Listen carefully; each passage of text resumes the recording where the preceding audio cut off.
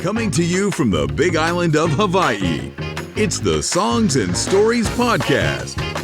And now, here's your host, Steve Roby. Aloha, and welcome to another edition of the Songs and Stories Podcast. I'm Steve Roby from Big Island Music Magazine, and my very special guest today is violinist, storyteller, Chris Murphy. Aloha, Chris. Aloha, Steve. Thanks for having me. It's good to speak to you. You've got a show coming up at the Kahilu Theatre on Saturday, September 3rd, with a show at 6 p.m. Tickets are available now at thekahilutheater.org. Anyway, Chris, let's start out with a brief overview of your career as a violinist, storyteller, how you got started, and where you are today. I grew up in the Hudson Valley of New York, and I was a typical suburban kid, and I grew up with all of the 70s references we all now joke about. But I, in my heart, longed and yearned for adventure and travel and distant lands and stories, and I just sought those things out as a kid growing up, whether it was literature or film. And then when I kind of discovered music and realized what an incredible transportation tool that was, I immediately got into world music and ethnic music and folk music, a direct contrast to the 70s pop music and rock music that my generation grew up with and most people grew up with. And along the way, I discovered the world of string instruments, particularly the mandolin, which was my first instrument. And I went to a local music store called West Side Music in Park Ridge, New Jersey, right over the New York State border where I was from. I took a bus there. I bought a mandolin, and the owner of the store said, if you buy, as a gift, I'm going to give you a copy of this new music magazine. It was called Musician Magazine, actually. It was only around for a few years. But in the inaugural edition of this magazine was an article on the wonderful and great and very intelligent mandolin player, David Grisman.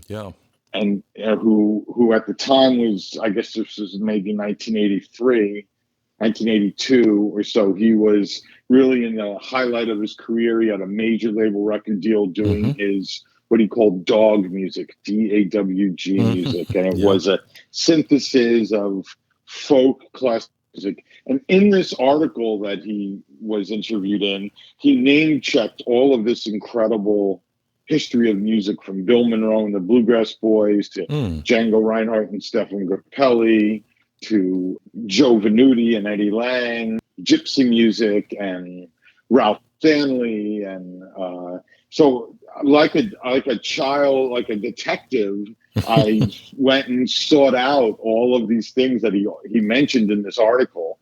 And I went on a journey. I was maybe 15 at the time. Wow. And it set me off on a journey of artistic discovery revolving around folk music and ethnic music and improvised music. And I learned to play the mandolin, and I, through the mandolin, got into playing the violin. And then I went to music school, and I went to a conservatory, and I became a trained musician. But all along the way, my interest in the violin and in music in general has been about telling stories and about the lineage that we all share as people. And what I like about the violin is that it has kind of a tradition in every culture. Right. And so when I got into playing violin music, that was a big attraction to me for it. Can you talk about the type of music you play today?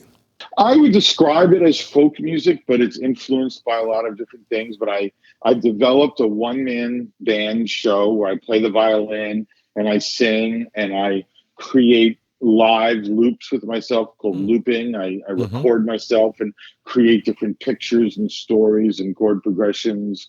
But my music is very much influenced by American folk music, particularly bluegrass and old time and folk and country music, and also pre-war blues. I think runs through my veins of Irish music And I've also played a lot of Mediterranean style music, gypsy and Italian and French music. Wow. And really, I'm a songwriter. I travel and reference those things, but really I'm a songwriter and a violinist, and I write songs that allow me to improvise on them. And so I create a very much a tapestry of sounds when I play, but I write songs, I sing my own lyrics, and I play the violin and I accompany myself, fusing together a lot of different traditions, that of the Irish fiddler, that of the old blues violinist from,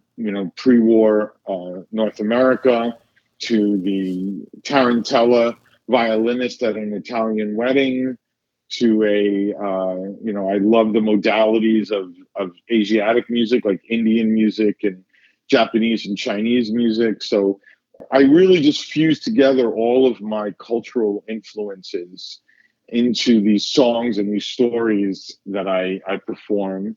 And I'm really proud of it. It's very challenging to do a 2-hour show with just a violin and singing. And I've been really developing and working on it. And it's I turned down more lucrative work with my bands and ensembles and things like that to be able to do this show, because I'm so interested in it and inspired by it. And it's really, I'm so grateful to the Kahilu Theatre for having me. And I'm really excited to bring my music. A side note is that when I was living in New York in the 90s, I wound up being roommates with a wonderful songwriter from Hawaii named John Cruz. Oh yeah, we've heard of him. So Johnny and I were roommates in New York together in the Lower East Side. Wow. And we did a lot of gigs together and a lot of partying and a lot of music together. And along the way, he shared with me the incredible legacy of slack key guitar playing and his brothers. The Crater Boys band that he had, and the people like Gabi Pahanui and Sahu Pei. And so I have absorbed over the years a lot of Hawaiian music, and I have followed with great interest how slack key music is developed, and I'm a big fan of that, of those players, and of that. And I'm still in touch with Johnny. We still communicate, and I'm a big fan of his and his music. And I went to Hawaii as a kid and fell in love with it. Go back because I live in Los Angeles. I'm on all the different islands, on Maui and Waikiki, but this is my first performance as an artist in Hawaii. We're looking forward too. And your storytelling, or as we call it here, talk story, will fit right in. I think it will. I did do a private party in Hilo about a year ago, and there was a lot of the locals were there, and I got a great reception. Some people have been born and raised there, and other people were transplants and have been there 40 or 50 years. So I do believe my music has a kind of universal quality to it. It's not just for older people or younger people or people interested in folk music or songs or jazz or classical. It's kind of all of those things intertwined into one show that I'm really thinking the Hawaiian, the people of Hawaii will appreciate, because its story is so much a cross-cultural series of things from the Japanese and America and the history of the islands and all the, it's such a unique, incredible place, Hawaii. It is with all these influences. Yeah. Can you talk about what the audience can look forward to at the upcoming Kahilu Theatre show? I know you talked about the wide spectrum of music you play, but are there some specific themes that you're going to share with the audience? Yes, I have a new album that's going to come out in October called Two Rivers Crossing. I'll be doing a bunch of songs from that album. And then I will be doing stuff from my 2021 album, Sovereign, which was a full band production, which had a lot of musical guests on it. Steve Wickham from the Waterboys played on it. I had the traditional Irish band Lunasaw played on the song. That album is a little bit more folky and has a little bit more fiddling and folk and country influences. My new album is just violin and vocals, kind of like the show I do. It's a little darker and moodier and a little more Tom Waits and Nick Cave influenced. But I always do a mixture of, I do some fiddle music. I'll be doing some jigs and reels and hornpipes. I always touch upon my what I would call my musical satellite, American blues, one of my favorite types of music. So I always do a couple of blues songs. I'll be doing some more atmospheric instrumental music involving live looping. That has to do with kind of new age and EDM type of influences. Right. And I will be doing music from my bluegrass album, Red Mountain Blues. And I'll be doing some stuff from my gypsy Mediterranean Italian album called The Fortune Teller's Daughter. So we will,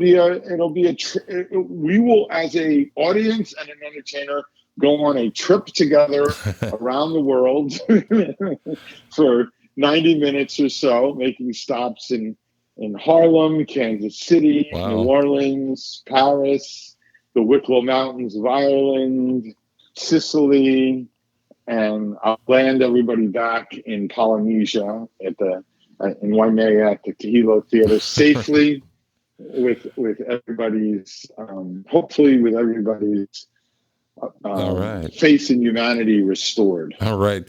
So Kahilu Theatre audience, pack your bags and get ready to experience Chris Murphy and his violin and storytelling 2-hour trip around the world.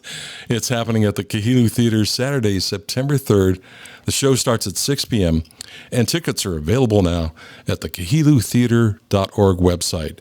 Pick it up now. Thanks for your time today, Chris. It was really a pleasure speaking with you. Oh, right. I got you, Steve.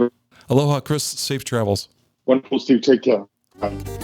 Thanks for listening to the Songs and Stories podcast. Make sure you never miss a show by clicking the subscribe button now. This podcast is made possible by listeners like you. Thank you for your support. We'll see you next week on Songs and Stories. Aloha.